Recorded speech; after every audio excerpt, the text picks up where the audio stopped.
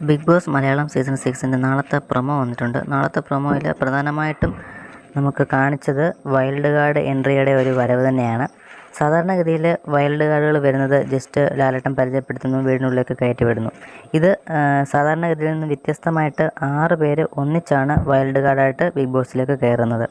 അതൊരു പ്രത്യേകത. രണ്ടാമത് ഇവരെ ഇൻട്രൊഡ്യൂസ് ചെയ്യുന്നതും ഒരു ഡാൻസിൻ്റെ രൂപത്തിൽ, അതായത് ഒരു ഗ്രാൻഡ് ലോഞ്ച് നടത്തുന്ന രീതിയിലാണ് ഇവരെ ഇൻട്രൊഡ്യൂസ് ചെയ്യുന്നതും. ആ ഒരു രീതിയിലാണ് പ്രൊമോയിൽ കാണിച്ചത്. അപ്പോൾ ഇതിലേക്ക് വരുന്ന കണ്ടസ്റ്റൻസ് നിങ്ങൾക്ക് എല്ലാവർക്കും അറിയാമായിരിക്കും. സായി കൃഷ്ണ, അഭിഷേക് ശ്രീകുമാർ, DJ സെബിൻ, നന്ദന, പൂജ കൃഷ്ണ, അഭിഷേക് ജയദീപ്, ഇത്രയും പേരാണ്, ഈ 6 പേരാണ് ഇതിലേക്ക് കയറുന്നതാണ് നമുക്കറിയാൻ സാധിച്ചത്. അപ്പോൾ വീട്ടുകാരെല്ലാം വിചാരിച്ചിരിക്കുന്നത് 1-2 വൈൽഡ് കാർഡുകൾ വരും, അല്ലെങ്കിൽ ഒരു വൈൽഡ് കാർഡ് വരും, നെക്സ്റ്റ് വീക്കിൽ ഒരു വൈൽഡ് കാർഡ് വരും എന്നായിരിക്കും അവരെ പ്രതീക്ഷിച്ചിരിക്കുന്നത്. അപ്പോഴേ 6 പേരെ ഒരുമിച്ചൊക്കെ ഒരു ഒറ്റയടിക്ക് ഹൗസിലേക്ക് കയറ്റി വിടുമ്പോൾ വീട്ടിലുള്ളവർ തന്നെ ഒന്ന് ഞെട്ടാനുള്ള ചാൻസുകളൊക്കെ ഉണ്ട്.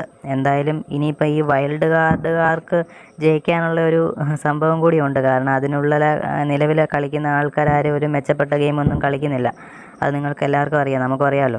അപ്പോൾ അത് ഒരു മെച്ചപ്പെടുത്തണമെന്നുണ്ടെങ്കിൽ ഇവർക്ക് വൈൽഡ് കാർഡിന് സാധിച്ചാൽ ഇവർക്ക് ജയിക്കാനുള്ളൊരു സ്കോപ്പുണ്ട് അവിടെ.